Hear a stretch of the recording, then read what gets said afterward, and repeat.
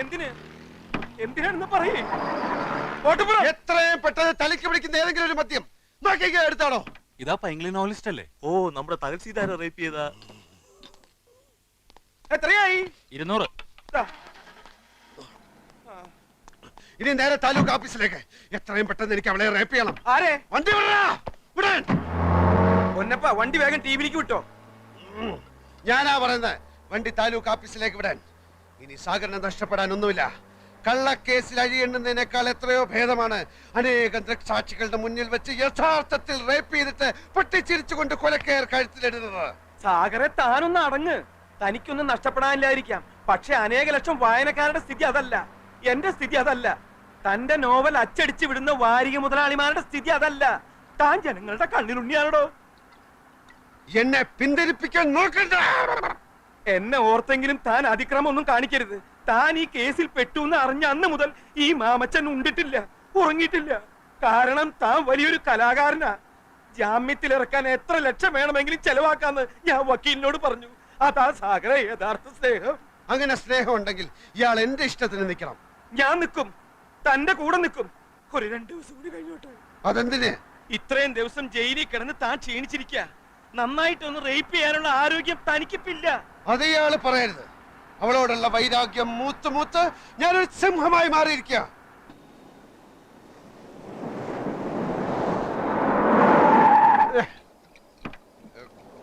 ഇതെവിടാ സ്ഥലം? ഇത് ടിബിയാ. അപ്പൊ താലൂക്ക് ഓഫീസ്? ഒന്ന് ഇറങ്ങ് സാഗറെ. എന്നോട് ആജ്ഞാപിക്കുന്നത് അപേക്ഷിക്കും. ആ അപേക്ഷിക്കണു, ഒന്ന് ഇറങ്ങ്. താലൂക്ക് ഓഫീസിൽ പോണം. താലൂക്ക് ഓഫീസിൽ രണ്ടെണ്ണം കൂടി അടിച്ചിട്ട് പോയാ പോലെ. ഇതാ നോവലിസ്റ്റ് അല്ലേ തഹസിൽദാരെ റേപ്പ് ചെയ്ത? അതേടാ, തഹസിൽദാരെ റേപ്പ് ചെയ്ത അതേ നോവലിസ്റ്റ് തന്നെ ഞാൻ. നിന്റെ സ്വന്തത്തിൽപ്പെട്ട വല്ലവരും വന്ന് ഞാൻ റേപ്പ് ചെയ്യണോ? പറയടാ. സ്വന്തത്തിൽപ്പെട്ട ആരും ഇല്ലെന്ന്. നിന്റെ സ്വന്തത്തിൽപ്പെട്ട ആരെങ്കിലും വന്ന് ഞാൻ റേപ്പ് ചെയ്യണോ? റേപ്പ് ചെയ്യണോ? ഇന്ന് വരെ ഒരു ഈച്ചയെ പോലും റേപ്പ് ചെയ്യാത്ത എന്നെ എല്ലാരും കൂടെ റേപ്പിസ്റ്റ് ആക്കി. എനിക്ക് റേപ്പ് ചെയ്യണം.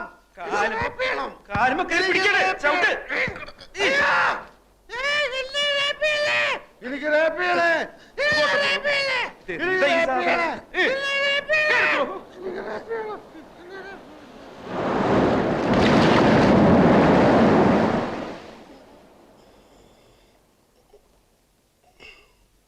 നമസ്കാരം.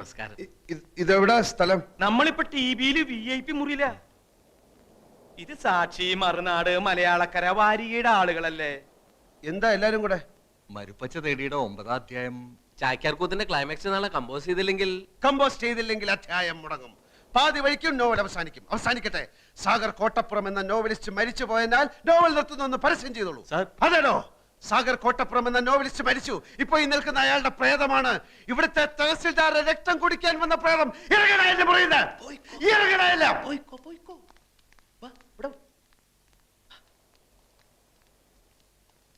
ഉള്ള മുട്ടയിക്കുമ്പോഴാണ് ചാക്യാർ കൂത്ത്. റാസ്കൽസ്.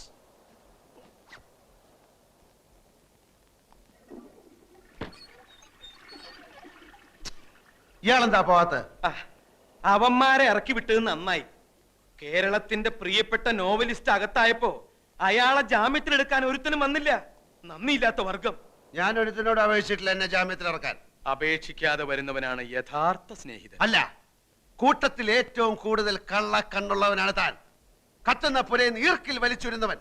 ഞാനെന്ന മനുഷ്യനെ താൻ കാണുന്നില്ല. തനിക്ക് വേണ്ടത് നോവലിസ്റ്റിനെയാണ്. തന്റെ തൊലിഞ്ഞ വാരികയിൽ നോവൽ എഴുതാമെന്ന് ഏറ്റ വിറ്റയായ നോവലിസ്റ്റിനെ എനിക്ക് മനസ്സിലോ എഴുതാൻ. ഉടനെ വേണമെന്നില്ല കോട്ടപ്പുറം. എങ്കിലും ഒന്ന് ഓർക്കുക, നമ്മൾ പരസ്യം ചെയ്തിട്ട് 5 ആഴ്ച കഴിഞ്ഞു. നമ്മളല്ല, താൻ. താൻ ഇനി ഇവിടെ തന്റെ കണ്ണി അടിച്ചു പൊട്ടിക്കും. എന്റെ കർത്താവ്, എന്റെ മഞ്ചാടിയുടെ ഭാവി. എനിക്ക് പൊതിരെ തല്ല് കിട്ടി. എവിടുന്നാ? കല്ലേറ് കൊള്ളാത്ത ഒരവയവം ഇപ്പൊ ഈ ശരീരത്തിലില്ല. താൻ പിന്നെയും അവളോട് മാപ്പ് പറയാൻ പോയോ? ഇല്ല, വാടക വീട്ടിൽ ചെന്ന് നമ്മുടെ സാധനങ്ങൾ എടുക്കാമെന്ന് വെച്ച് പോയതാ.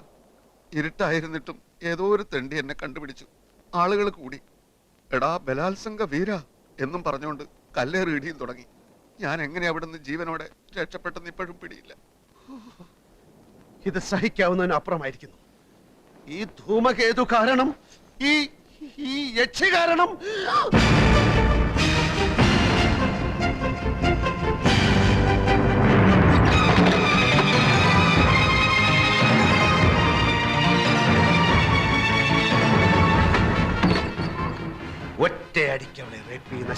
പാടില്ല. പൊന്മുട്ടയിടുന്ന താറാവിനെ അങ്ങനെ കൊല്ലാൻ പാടില്ലല്ലോ. ഇനി അങ്ങോട്ടുള്ള സാഗർ കോട്ടപ്പുറം എന്ന നോവലിസ്റ്റിന്റെ ചോദനകളെ ഉദ്ദീപിപ്പിക്കുന്ന പ്രചോദനമാണവൾ. എന്റെ മഷി പറ്റാത്ത തൂലിക കൊണ്ട് ഞാൻ അവളെ നിരന്തരം റേപ്പ് ചെയ്യും. മാമച്ച അനൗൺസ് ചെയ്തോളൂ. അടുത്ത ആഴ്ച മുതൽ പുതിയ നോവൽ ആരംഭിക്കായി. നോവലിന്റെ പേര് ഒരു ഗസറ്റഡ് യക്ഷി. ഒരു ഗസറ്റഡ് യക്ഷി. ഒരു ഗസറ്റഡ് യക്ഷി. എന്റെ കർത്താവേ, എന്തൊരു പുതുമയുള്ള പേര്, ഒരു ഗസറ്റഡ് യക്ഷി. നന്ദി കോട്ടപ്പുറം, നന്ദി. ഞാൻ ഈ നിമിഷം പോകുന്നു, ലോകത്തെ മുഴുവൻ ഇക്കാര്യം അറിയിക്കാൻ പോകുന്നു. സാഗർ കോട്ടപ്പുറത്തിന്റെ ഒരു ഗസറ്റഡ് യക്ഷി. അടുത്ത ലക്കം മുതൽ സാഗർ കോട്ടപ്പുറത്തിന്റെ ഏറ്റവും പുതിയ നോവൽ ഒരു ഗസറ്റഡ് യക്ഷി.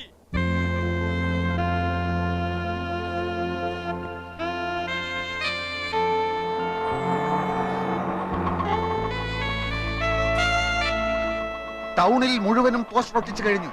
സാഗർ കോട്ടപ്പുറം എഴുതുന്ന സർവീസ് സ്റ്റോറി ഗസറ്റഡ് രക്ഷി. ആ തഹസിൽദാർ പൂതനയുടെ അതേ മുഖമാണ് പോസ്റ്ററിൽ. താലൂക്ക് ഓഫീസിന്റെ ചുവരിലൊട്ടിച്ച പോസ്റ്ററിന്റെ മുമ്പിൽ അവളുടെ ജീപ്പ് വന്ന് നിൽക്കുന്നതും പോസ്റ്റർ കണ്ടവൾ നടുങ്ങുന്നതും ഞാൻ നേരിട്ട് കണ്ടു. എന്താണ് അവളുടെ അടുത്ത നീക്കമെന്നറിയാൻ ഞാൻ കാത്തു നിന്നു. 5 മിനിറ്റ് കഴിഞ്ഞില്ല. പ്യൂൺ വെളിയിൽ വരുന്നു, പോസ്റ്റർ വലിച്ചു കീറുന്നു. ഞാൻ നേരെ മാമച്ചന് ഫോൺ ചെയ്തു. ഉച്ചക്ക് മുമ്പ് അതേ ചുമരിൽ പോസ്റ്റർ വീണ്ടും ഒട്ടിക്കുമെന്ന് മാമച്ചൻ എനിക്ക് വാക്ക് തന്നിരിക്കുക. Very good, very good. അവൾ തന്നെയാണ് ഗസറ്റഡ് യക്ഷി എന്ന് അവൾ അറിഞ്ഞല്ലോ. എന്നാലേ അവൾ നോവൽ വായിക്കൂ. വായിച്ചാലേ എഴുത്തുകാരന്റെ തൂലികയുടെ ശക്തി ആ ശൂർപ്പണഖ അറിയൂ. അതെ, അതിരിക്കട്ടെ, നമ്മുടെ കഥ എവിടം വരെയായി?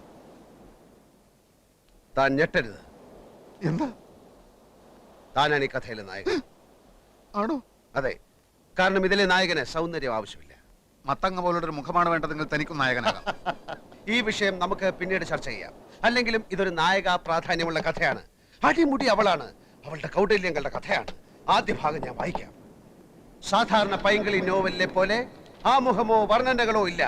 അവളുടെ അന്തരാളത്തിലേക്ക് നേരിട്ട് കിടക്കുകയാണ് നോവലിസ്റ്റ്. ഇവൾ അനിത. പുതിയ തലമുറയിലെ പെൺകുട്ടികളുടെ ആസൂത്രണ മനോഭാവത്തിന്റെ കഥ ഇവളിൽ നിന്ന് തുടങ്ങുന്നു. ഇവളിൽ പ്രണയത്തിന്റെ ലോലഭാവങ്ങളില്ല. മനുഷ്യബന്ധം, ദയ, കാരുണ്യം തുടങ്ങിയ വികാരങ്ങൾ ഇവൾ കന്യം. നേട്ടങ്ങളിൽ മാത്രമാണ് നോട്ടം. കീഴടക്കല്ലാണ് ഇവളുടെ സംതൃപ്തി. സൗന്ദര്യമാണ് ഇവളുടെ വജ്രായുധം. ഒരേ സമയം പല കാമുകന്മാരുടെയും വിശ്വസ്തയായ കാമുകി. നഗരത്തിന്റെ ശാപമെന്നല്ല അതെന്തു പറയാൻ.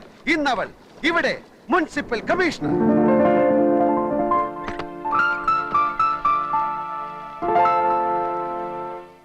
തലയ്ക്കകത്ത് കളിമണ്ണ് മാത്രമുള്ള ഈ കമ്മീഷണറെ സ്ഥലം മാറ്റാൻ നഗരപാലകർ ശ്രമിച്ചതിന്റെ ഫലമായിട്ടാണ് പുതിയ കമ്മീഷണർ ദിലീപ് മേനോൻ സ്ഥലത്തെത്തുന്നത്.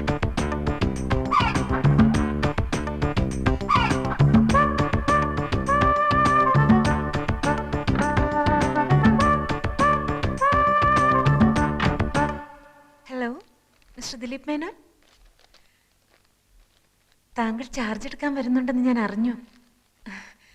താങ്കളെപ്പോലെ മിടുക്കനായ ഒരു കമ്മീഷണറെയാണ് ഈ നഗരത്തിന് ഇപ്പോൾ ആവശ്യം. I heard you are so imaginative, a man with lot of innovative ideas. Yes sure. Before you take charge, shall we meet?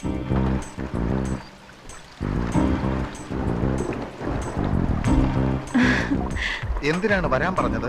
ആദ്യം അകത്തോട്ട് കടന്നിരിക്കൂ. പറയാനുള്ളത് പറയൂ. ഒരുപാട് പറയാനുണ്ട്. എങ്കിൽ ഞാൻ നാളെ വരാം. ഈ അസമയത്ത് മഴ നനയാതെ അകത്ത് വന്നിരിക്കൂ ദിലീപ്. ഞാൻ ആകെ തൃശങ്കു സ്വർഗത്തിൽ പെട്ടതുപോലെ തോന്നുന്നു. അനിത ഇനിയും ചാർജ് ഒഴിഞ്ഞു തന്നില്ലെങ്കിൽ തരാമല്ലോ. Then let me take charge tomorrow. അത്ര പെട്ടെന്ന് വേണോ? ഇങ്ങനെയൊക്കെ ചോദിച്ചാൽ ഞാനിപ്പോ ഈ വാടക വീട്ടിൽ എന്തിനാണ് ഇങ്ങനെ താമസിക്കുന്നത് എന്ന് തന്നെ എനിക്ക് മനസ്സിലാവുന്നില്ല. എനിക്ക് മനസ്സിലാവുന്നുണ്ട്. എന്തിനാണ്? എപ്പോഴും എനിക്ക് കണ്ടുകൊണ്ടിരിക്കാൻ. നമ്മൾ തമ്മിൽ ആദ്യമായി കണ്ടത് എന്നാണെന്ന് ദിലീപിന് ഓർമ്മയുണ്ടോ? അന്ന് ഈ വാടക വീട്ടിൽ വെച്ച്? അല്ല ദിലീപ്, അതിനു മുൻപ്, ജന്മാന്തരങ്ങൾക്ക് മുൻപ് നമ്മൾ കണ്ടിരുന്നു, സ്നേഹിച്ച് ജീവിച്ചിരുന്നു. എന്റെ ഈ മടുപ്പിക്കുന്ന ഏകാന്തതയിലേക്ക് എന്നെങ്കിലും ഒരു നാൾ എന്റെ ദിലീപ് വീണ്ടും വരുമെന്ന് എനിക്കറിയാമായിരുന്നു.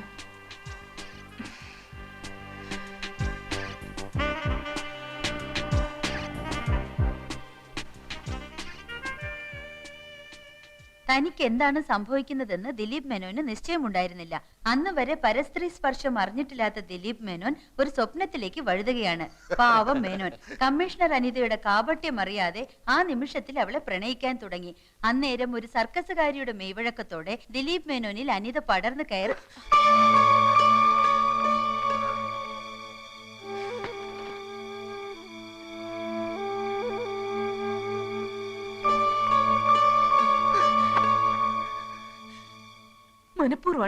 മനഃപൂർവ്വമാണ് ഒക്കെ. സാർ ഒന്ന് വായിച്ചു നോക്ക്. എന്തൊക്കെ വൃത്തികേടുകളാ അയാൾ എഴുതി കൂട്ടിയിരിക്കുന്നത്.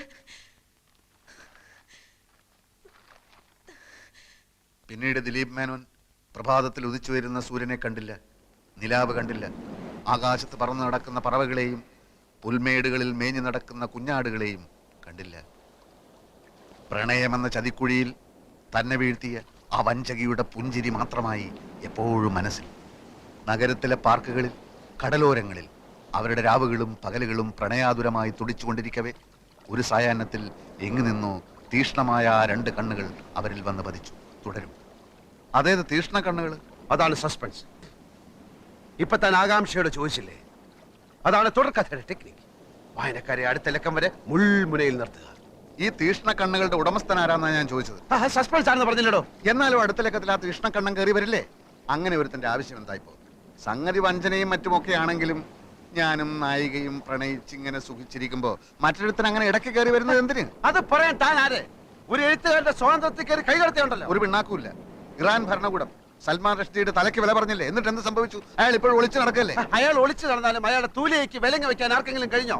ഇനി ഞാനൊരു സത്യം പറയാം, തഞ്ഞിട്ടത് താനല്ല ഈ കഥയിലെ യഥാർത്ഥ നായകൻ. ഈ വരുന്ന തീഷ്ണ കണ്ണുള്ളവൻ അയാളാ ശരിക്കുള്ള നായകൻ. അയാൾ അതിപ്രശസ്തനായ ഒരു സാഹിത്യകാരനും ഒരു നോവലിസ്റ്റും. ഓ, മനസ്സിലായി. ഈ വരുന്ന നോവലിസ്റ്റിന്റെ പേര് സാഗർ കോട്ടപ്പുറം എന്നായിരിക്കും അല്ലേ?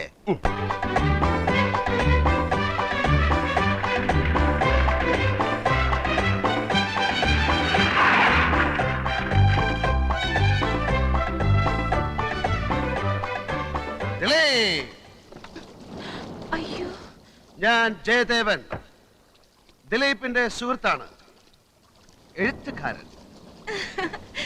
അറിയാം, ഫോട്ടോ കണ്ടിട്ടുണ്ട്, വായിച്ചിട്ടുണ്ട് ഒരുപാട്. അനിത എന്നാണ് പേര് അല്ലേ? അയ്യോ, എന്റെ പേരെങ്ങനെ അറിഞ്ഞു? ഒരു എഴുത്തുകാരൻ എല്ലാം അറിഞ്ഞിരിക്കും. ഞാനിപ്പോ വന്നത് എനിക്ക് അനിതയോട് മാത്രമായി ചില കാര്യങ്ങൾ സംസാരിക്കാൻ.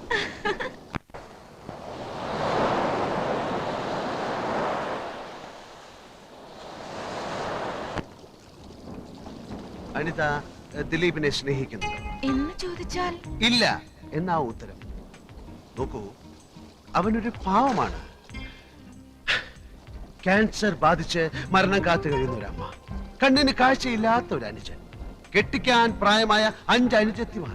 അങ്ങനെ 100 കൂട്ടം പ്രശ്നങ്ങളുടെ ഇടയിൽ കിടന്ന് നട്ടം തിരിയുന്ന ആ മരങ്ങോടൻ ഒരു ചൊക്ലിപ്പട്ടിയെ പോലെ നിന്റെ പുറകിൽ വാലാട്ടി നടക്കുകയാണ്. അവൻ ആ ജോലി തിരിച്ചു കൊടുത്തില്ലെങ്കിൽ നിന്റെ മോൻ അടിച്ച ചമ്മന്തിയെ കൂടി. എന്ത് പറ്റി പറയൂ, എന്തിനാ? ഞാൻ ആരാധിക്കുന്ന വലിയൊരു എഴുത്തുകാരന്റെ വായിൽ നിന്ന് ഇത്തരം വാക്കുകൾ ഞാൻ തീരെ പ്രതീക്ഷിച്ചില്ല. ഞാൻ സത്യമാണ് പറയുന്നത്. സത്യം എന്തോ ആവട്ടെ. സത്യത്തിന് അങ്ങനെ എന്തോ ആകാൻ കഴിയില്ല, കാരണം സത്യമാണ് സത്യം. വേണ്ട മിസ്റ്റർ ജയദേവൻ, കൂടുതൽ സംസാരിച്ച് നിങ്ങളെ പറ്റിയുള്ള എന്റെ സങ്കല്പം തകർക്കാൻ എനിക്ക് ആഗ്രഹമില്ല. നിൽക്കൂ, എന്ത് തന്നെയായാലും അവനെ ജോലിയിൽ പ്രവേശിപ്പിച്ച് ഞാൻ ഈ ടൗണിൽ നിന്ന്. അനിതേ, എന്തുണ്ടായി? നീ എന്താണ് അനിതയോട് പറഞ്ഞത്? അനിത, ഞാൻ പറയുന്നത് അനുസരിക്കുന്നതാണ് നിനക്ക് നല്ലത്. എന്തുണ്ടായി എന്നാ ചോദിച്ചത്? നീ പോടാ പിണ്ണാക്കുമാടാ. ജയദേവ. അതേടാ, ജയദേവൻ തന്നെ. നിനക്ക് നിന്നെ പറ്റി വിചാരമില്ലെങ്കിലും എനിക്ക് നിന്നെ പറ്റി വിചാരമുണ്ട്, മനസ്സിലായോ? ഇതുകൊണ്ട് തന്നെ ഞാൻ പറഞ്ഞത് ഈ മൈഗുണൻ സാഹിത്യകാരൻ ഈ കഥയിൽ ആവശ്യമില്ലെന്ന്. പിണ്ണാക്കുമാടൻ അല്ലേ? ദിലീപ് മേനോനായിട്ട് എന്റെ ചിത്രമാണ് വാരികയിൽ വരച്ചിരിക്കുന്നത്. അതുകൊണ്ട് തന്നെ താൻ കയറി വന്ന് എന്നെ അപമാനിക്കുന്ന രീതിയിൽ സംസാരിക്കുന്നത് എനിക്ക് ഇഷ്ടമല്ല. തനിക്ക് ഇഷ്ടമാണെങ്കിൽ തന്നെ പാടുവെക്കപ്പെടോ. ദിലീപ് മേനോനെ സൃഷ്ടിച്ചത് ഞാനാണെങ്കിൽ അതേ മേനോനെ സംഹരിക്കാനും എനിക്കറിയാം. എന്ന് വെച്ചാൽ ദിലീപ് മേനോനെ കൊണ്ട് വയറിളക്കാനുള്ള ഒരു മരുന്ന് ഞാൻ കഴിപ്പിക്കും. എന്നിട്ട് ദിലീപ് മേനോൻ കക്കൂസി പോയി ഒരു അധ്യായത്തിൽ അങ്ങ് ചാവും. എന്ന് വെച്ചാൽ ഞാൻ അവനെ കൊല്ലും. എങ്കിൽ എത്രയും പെട്ടെന്ന് കൊല്ലടോ. ഇങ്ങനെ നട്ടലില്ലാതെ ജീവിക്കുന്നതിലും ഭേദം ഭരണമാ. പക്ഷെ താൻ എന്നെ വയറിളക്കി കൊന്നാൽ തന്റെ പേരിൽ ഞാൻ കേസ് കൊടുക്കും. എങ്കിൽ ഇപ്പൊ തന്നെ താൻ പോയി കേസ് കൊടുത്തിട്ട് വാ. പോയി കൊടുക്കണോ, പോയി കേസ് കൊടുക്കണോ. എന്നെ കൊന്ന കഥ എങ്ങനെ മുമ്പോട്ട് പോകും? മുമ്പോട്ടല്ലേ, ഞാൻ സൈഡിൽ കൂടെ കൊണ്ടുപോകും. ജയദേവൻ വിചാരിച്ചാൽ ദിലീപ് മേനോനെ തന്റെ കസേരയിൽ ഇരുത്താൻ കഴിയുമെന്ന് അറിയാവുന്ന അനിത അടുത്ത ലക്കത്തിൽ ആ ജയദേവനെ തന്നെ വളയ്ക്കാൻ ശ്രമിക്കുകയാണ്.